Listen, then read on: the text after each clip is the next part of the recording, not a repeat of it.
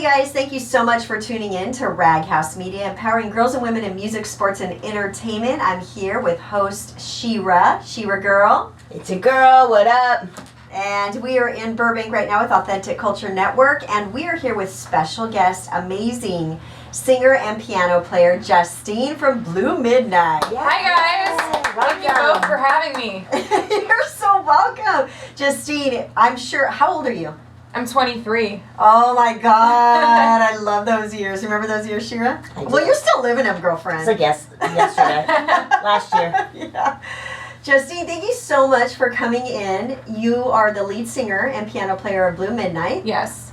Now tell us, let's go all the way to the very beginning. When did you start playing piano and what inspired you to start singing? Well, I was playing piano at the age of 8, and I kind of started taking lessons, and I wanted to do a bunch of different things, actually. I wanted to do film scores, Nice. and I really wanted to compose and write songs and just play and do movies. I love Lord of the Rings. Awesome. And the music from that, so that's kind of what I wanted to do at first.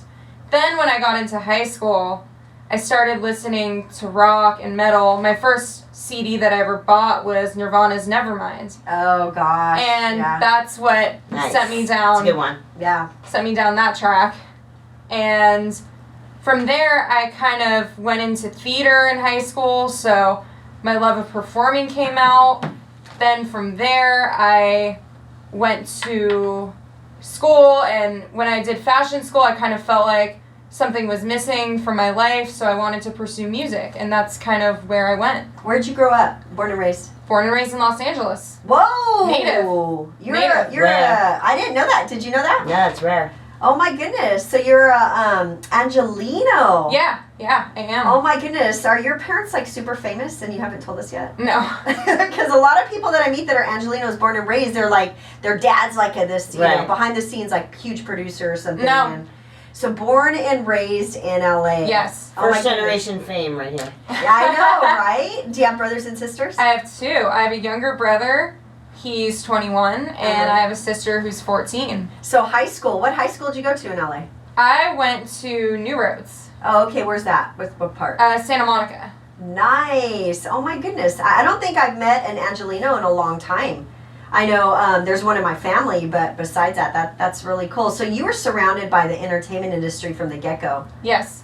And so it just inspired you to, because my thought, I don't know about you, Shira, but do you think like, oh, people who were born and raised in SoCal, like when they're going to school, it's everybody around you wants to be in the entertainment industry in some way. Is that the realistic kind of way? You know, I think it's about a mix. I think, there's a lot of that, but I also think, there's kids that want to go on to be psychologists and want to go on to 4-year colleges and pursue something outside of the entertainment industry. I think it's a really mixed batch. Yeah, and maybe if your parents are in the industry, like you always want to do something kind of different, right? Totally. Yeah, I think, well, my mom's a doctor, so I totally nice. went on a different path than her. Yeah. Wow, Yes. that's really cool. Yeah. Very cool. Okay, so you knew right from the get-go that you wanted to be in the entertainment industry, and you didn't get pulled into singing until you were in your fashion school, the school that you were going to? Or? Well, I sang in musical theater in high school, Okay. so there was that, but I didn't really think about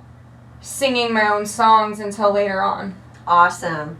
So Justine, so you're like the lead, you do vocals and piano, then like we were saying earlier, you have like a plethora of band members. Yeah. Matt, Todd, Mike, David, Edgar, and like they were mentioning before as I was listening to your music, I was like, oh my gosh, this music is so awesome. I don't even know if I'd call it metal because there's so many different... Right. It's a blend of so many genres, and it's amazing. I actually think that, metal is one of my influences, but I'm pulled in so many different directions with this music, and it's really awesome. It's super It's cool. a fusion for sure. It's a fusion. Yeah. Good turn. Yeah, Yeah, it's good an way. operatic. I mean, your voice, it's, when I think metal, my first question was, do you scream? Because I think metal, I think rock, Yeah. but hearing you sing, you actually have an amazing operatic voice. Thank you. A huge range, and it's quite melodic, and that's cool. Yeah. That must be cool as a artist yourself to just meet other artists, but that are in different genres, huh?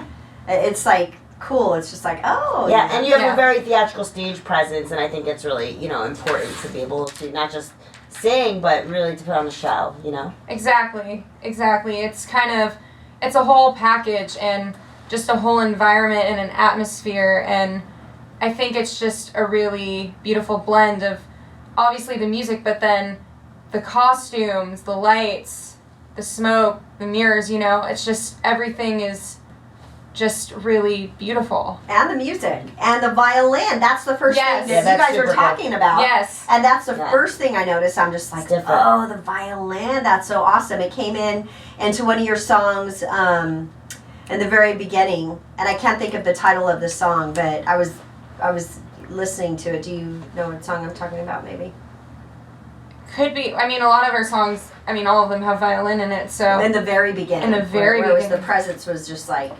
Oh. It's okay, It could yeah. be. It could be Acid Rain. it was the second one down below from Acid Rain, It could be Addicted. and that's what it is. Okay, yeah. That was the song because I went down the line and I was just like, oh my gosh, oh my gosh, oh my gosh. So this is really cool. So when did Blue Midnight, have its birthing? What year was it? And were you, the person who inspired the whole thing, or did Yeah. you? Yeah. Yeah. So I was playing coffee shops when I was 19. I played around in coffee shops. I did open mic nights. I did karaoke bars. And it got to the point where I did acoustic shows, and I'm like, I really want to do something bigger and more epic and more reflective of myself, because I was doing cover tunes. And it was to the point where I wanted to write original songs. So I actually sat down with my cousin, and he has a studio back house in his house, and we were writing together, and How cool. it just kind of struck me. I said to him, I want to write something that's like rock, but also this and that, and have like different atmospheres going on. And so we just kind of pieced it together from there. Who's the band that made this kind of genre real popular? The lead singer girl, I'm forgetting the name. Flyleaf? Flyleaf? I don't know. what- Evanescence? Evanescence. They came out. I remember when they first came out, I was like, oh my gosh, they just like twisted all these genres and put it together. It was so awesome. So I'm not really comparing you to her, but it's cool how metal just, that what you're doing, like you said, the lighting, the presence, the stage presence, the music, the violins. So Yeah. It takes a lot of you, and so I could imagine like band practice. Yeah, well, it's quite a good synergy, actually.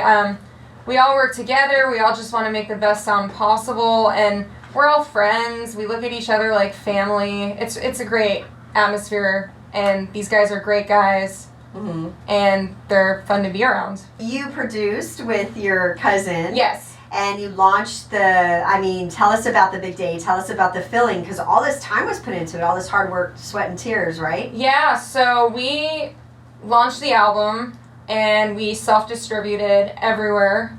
And the year was 2018. Oh, really recent. last year. So last year, and then I started playing live shows in January of 2018, and I've played gigs consistently since then. Yeah. Nice. Wow. So this is all new. This is new for you. Yeah. We're a young band. I Yeah. love that. I love hearing about the stories, how they just erupted. That's And great. so how did you find the rest of your band members? Facebook. Just straight up Facebook. Facebook. Yeah. Facebook groups or No, not even just posting. mutual friends, hunting, watching videos, and that's actually the way I found violin. I was watching videos, and I came across Edgar's Facebook videos, and the joke that Edgar and I have actually is he was like, I make it a point to remain pretty obscure on social media, but then I joked with him and I said, how did I find you? Yeah. Nice obscurity there, dude. Yeah, so he's a great player. He has an electric violin, and actually for the live shows he plays it like a guitar where he has pedal boards. Whoa. That's so awesome. Yeah. Have you seen that before, Sheer? Yeah, I've seen electric violin can be really badass. Yeah, I Yeah. love it when it's played like a guitar. That's super cool. I've Yeah. never seen that. That's awesome. Yeah, it's really cool.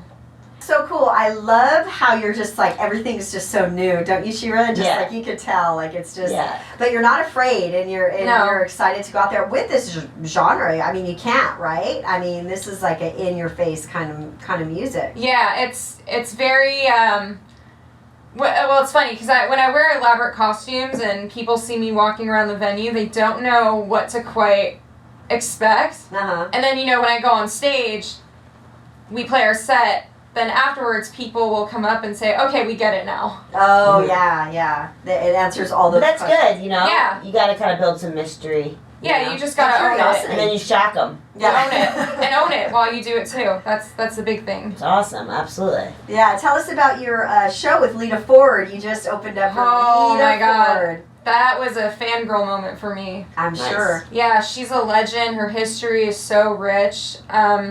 It was just an honor to share the stage with her.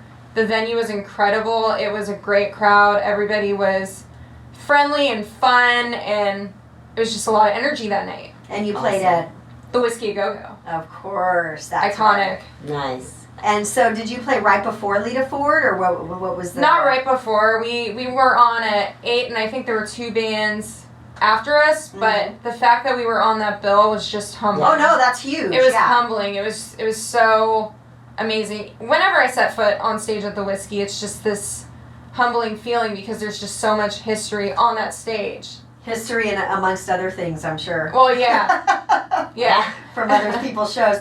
So, did you so when you were there, were you the only, because metal, okay, let's talk about the genre itself. Metal, it's just like, normally, like when I was growing up, it was majority of boys and men who liked For sure, that metal's genre. definitely a male-dominated space. Yeah, is that still the same? And were you the only female on at that show, at that event? It was actually, I wasn't the only female at that event, which was really cool, Awesome. actually. It was really empowering Yeah, to know but Lita's not a metal artist, right? She's rock, I mean, right? She's rock, you know. So were all the other artists metal, or was there like... It was a mix. It was a really healthy mix of all different types of rock and blends of sounds. Actually, I know her guitarist. I just realized. cool. Yeah, so cool. But I'm curious to know, like, who are your biggest influences, musically? Oh my gosh, well... I know it's kind of a popular question, but if you had to pick, like, 3 top influences. Top 3, wow. I would say Dream Theater, for sure. That's probably number 1. They're great. I love Dream Theater. And just what they do with sound and the way they play with time and how poetic their lyrics are. Nice. I'd say Dream Theater, 100%. I'd also say Bjork, and... Of course. God, I love her. I love Bjork. I love the way she kind of plays with lyrics. English isn't her first language, so it's really fascinating to see what she does. She's awesome. Even from like age 16, she's on the stage. She's super creative and unique with her clothes and everything else. And then she won my heart when she was at the airport and paparazzi got in her baby's face and she knocked the guy straight out. Yeah, so she became Bjork. Yeah. Bjork. Yeah. And your third one? My third one, I would say Tool. Of course. Nice. Tool. I love It's Tool. awesome. Very neat. Okay, so you're playing a big show coming up in September up in Sacramento. Aftershock. That's huge. Yeah, There's- October, right? October. Yeah, so cool. Oh, I keep saying September. Sorry about that. No, it's okay. October. October 11th, 12th, and 13th. Yes. I mean, you're on a bill with Slipknot, Blink, Rob Zombie, Bad Religion, Tool you said too as Tool well. and Korn. Oh my goodness. So sick. So how'd you get on that? Totally, yeah. Hard work, determination, not taking no for an answer. That's how you do it. You just keep going and you keep going, even when they tell you no. Actually, when they tell you no, a good trick, ask them why. Yeah. Oh yeah. Yeah. But how'd you get on this show? How did you get on Aftershock? Well, we just kept emailing them and we just kept being persistent and finally they said yes. Nice. Seriously, like you just kept. How many times do you think you emailed them?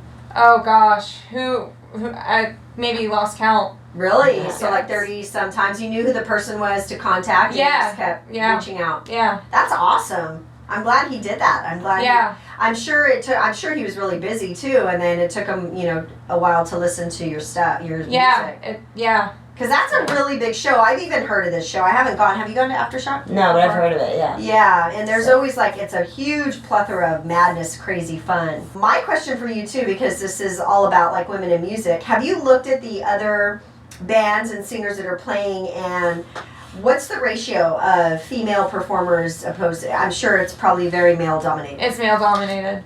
Or other, have you caught any, just another band with another woman or girl in it that?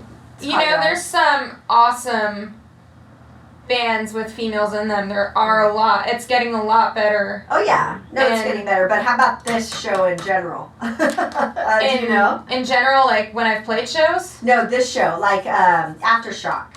Have you seen any other? I looked at it, and there were a few females on there, but it was mainly males. Yeah, it was mainly males. Because we had a big conversation about that, right, Sheila? With Bad Cop. They're out of San Pedro. They're a punk band, and it got pretty intense. It was cool. I just kicked back and watched you guys go.